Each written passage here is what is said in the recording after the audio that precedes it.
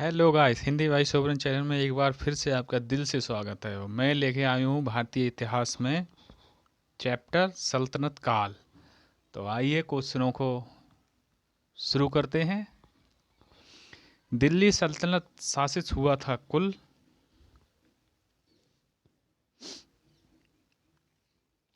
बताइए, 4 राजवंशों द्वारा, 5 राजवंशों द्वारा, 7 राजवंशों द्वारा या 6 राजवंशों द्वारा? कितने राजवंश थे दोस्तों? तो इसका सही आंसर होगा ऑप्शन नंबर सी, 5 राजवंश। अगला प्रश्न।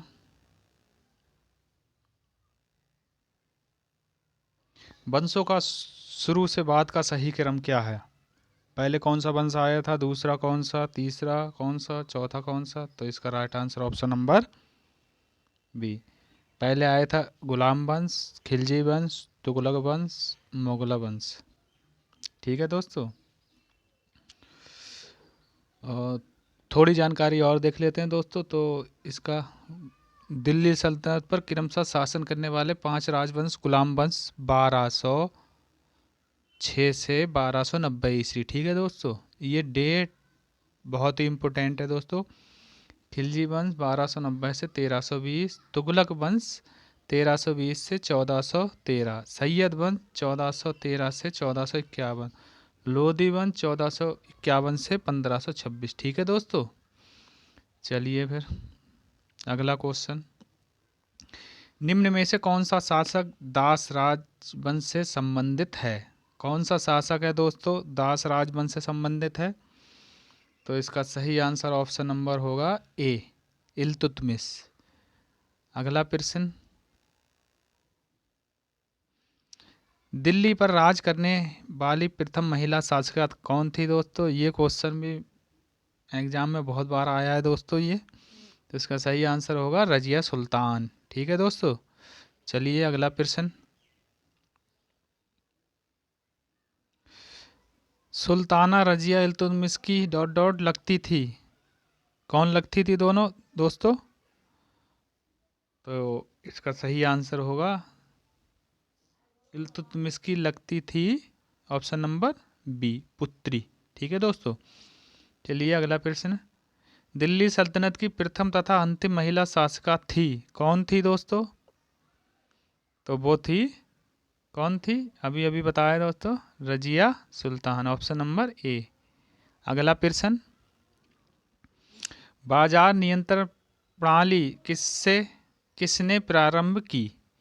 किसने की थी? औरंगजेब या अलाउद्दीन ने या चंद्रगुप्त ने या शाहजहां ने?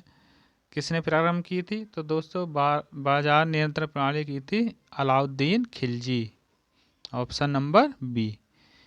चलिए अगला प्रश्न। अलाउद्दीन खिलजी ने मूल नियंत्रण नीति किसके भले के लिए लागू की थी? किसके लिए, किसके भले के लिए लागू की थी दोस्तों? तो सही आंसर इसका क्या होगा? तो इसका सही आंसर होगा सैनिकों के लिए, ऑप्शन नंबर ए।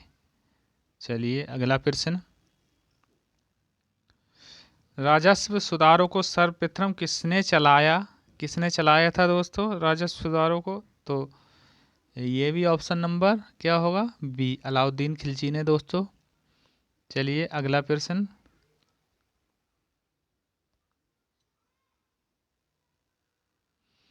रणथंबोर क्या है? क्या है दोस्तों रणथंबोर? एक मुगल महल है या खिलजियों की राजधानी है, एक राजपूत दुर्ग है या बौद्धों की तीर्थ यात्रा का केंद्र है? क्या है दोस्तों रणथंबोर? तो इसका सही आंसर ऑप्शन नंबर बी, एक राजपूत दुर्ग है। ठीक है दोस्तों। चलिए अगला प्रश्न। कागज का भारत में आगमन किस सदी में हुआ था? किस सदी में हुआ था प्यारे दोस्तों? तो इसका ऑप्शन नंबर होगा 13वीं सदी में। ठीक है दोस्तों। चलिए अगला प्रश्न। राजा दैवी अधिकार से संपन्न है, इससे मिलता जुलता सिद्धांत है राजा की गरिमा। इस दूसरे सिद्धांत को प्रतिपादित करने वाला प्रथम मुस्लिम शासक था, कौन था प्यारे दोस्तों? तो इसका सही आंसर होगा ऑप्शन नंबर डी, बलबन। अगला प्रश्न, सेना को वेतन देने की प्रणाली का विधान किसने किया? किसने किया था दोस्तों? तो इसका सही आंसर क्या होगा दोस्तों? तो इसका सही answer option number C, Alauddin Khilji ने। अगला प्रश्न,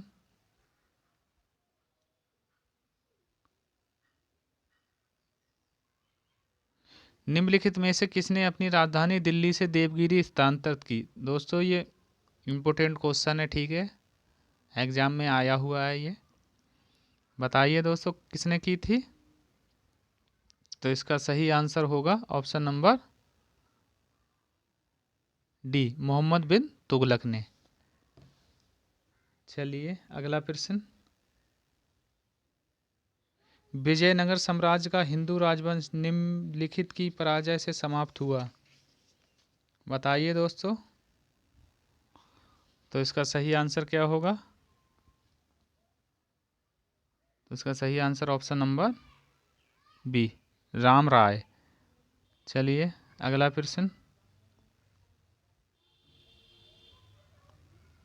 तालीकोटा का युद्ध किस वर्ष लड़ा गया? किस वर्ष लड़ा गया था दोस्तों? तो ये लड़ा गया था ऑप्शन नंबर डी, 1565 ईस्वी में। अगला प्रश्न, नुनीज पुर्तगाली यात्री विजयनगर किसके शासनकाल में आया था? किसके शासनकाल में आया था दोस्तों? तो ये आया था ऑप्शन नंबर बी, अच्युत राय। ठीक है दोस्तों। अगला प्रश्न,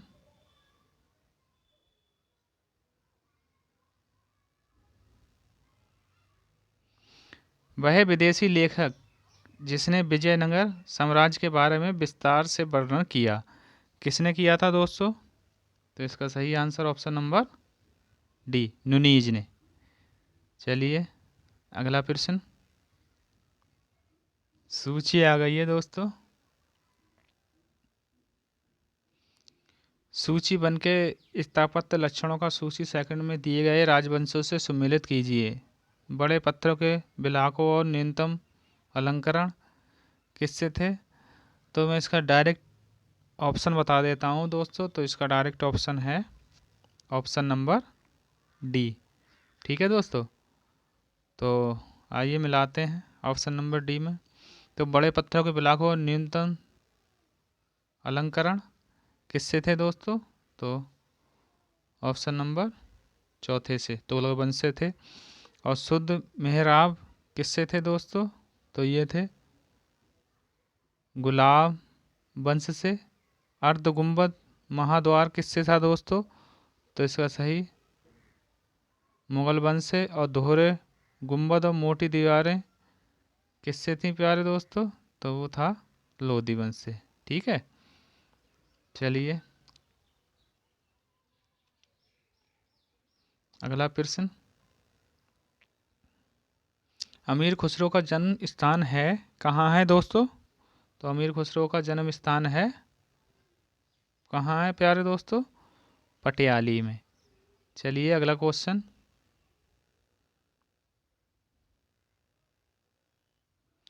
निम्नलिखित का मिलान कीजिए। अमीर खुसरो, फिरोज शाह तुगलक, जियाउद्दीन बर्नी, इल्तुतमिश, इब्न बतूता, अलाउद्दीन खिलजी, मिनहाज उस सिराज, मोहम्मद बिन तुगलक। तो इसका सही आंसर क्या होगा दोस्तों? इसका सही आंसर होगा अमीर खुसरो किससे था दोस्तों? अलाउद्दीन से। और जियाउद्दीन बर्नी किससे थे? फिरोज शाह तुगलक से। इब्न बतूता किससे थे दोस्तों? मोहम्मद बिन तुगलक से, मिजाज उल इल्तुतमिश से। ठीक है, चलिए तो इसका आंसर क्या होगा दोस्तों? ऑप्शन नंबर ए। अगला प्रश्न,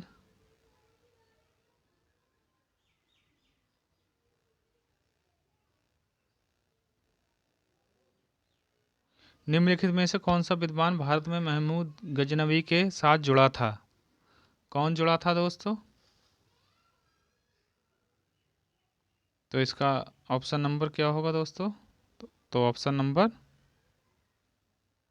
ए, अल-बरूनी। अगला प्रश्न, पुराणों का अध्ययन करने वाला प्रथम मुसलमान कौन था दोस्तों? कौन था? तो ये भी अल-बरूनी थे। ठीक है। अगला प्रश्न, अल-बरूनी किसके शासनकाल में इतिहासकार था? किसके शासनकाल में था? तो ये था दोस्तों महमूद गजनबी के। अगला प्रश्न, निम्न निम्न में से किसके निवेदन पर अल-बरूनी भारत आया था? किसके निवेदन पर भारत आया था दोस्तों? तो इसका सही answer option number C, Mahmud Ghaznavi के। ठीक है दोस्तों। अगला प्रश्न, निम्नलिखित मुस्लिम लेखकों में से किसके संस्कृत का अच्छा ज्ञान था? किसे संस्कृत का अच्छा ज्ञान था दोस्तों? तो वो था इन चारों में से अल-बरूनी को। ठीक है दोस्तों। अगला प्रश्न, प्रसिद्ध फारसी पर्व नवरोज जो भारत में निम्न में से किसने प्रारंभ किया था? किसने प्रारंभ किया था प्यारे दोस्तों? तो ये किया था बलबन ने। ऑप्शन नंबर ए। अगला प्रश्न, महमूद गजनबी ने भारत पर कितनी बार आक्रमण किया? कितनी बार आक्रमण किया था दोस्तों? तो इसका right answer option number C, 17 बार। अगला प्रश्न, महमूद गजनबी के आक्रमण का सामना करने वाला भारतीय शासक कौन था? कौन था प्यारे दोस्तों? तो इसका सही आंसर ऑप्शन नंबर राजा जयपाल। चलिए अगला प्रश्न, तराइन का प्रथम युद्ध कब लड़ा गया था? ये दोस्तों बहुत इंपॉर्टेंट क्वेश्चन है। तराइन का प्रथम युद्ध कब लड़ा गया था? ऑप्शन नंबर इंपॉर्टेंट है दोस्तों। तो ये लड़ा गया था 1191 में। चलिए अगला प्रश्न, निम्नलिखित में से किस राजपूत राजा ने मोहम्मद गौरी को पहली बार हराया था? किसने हराया था दोस्तों? तो इसका सही आंसर होगा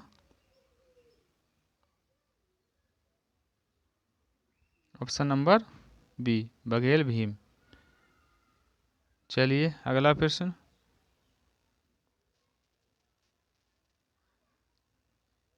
किस सूफी संत की दरगाह अजमेर में स्थित है? किस सूफी संत की है दोस्तों?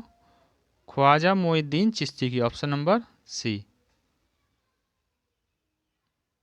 अगला प्रश्न,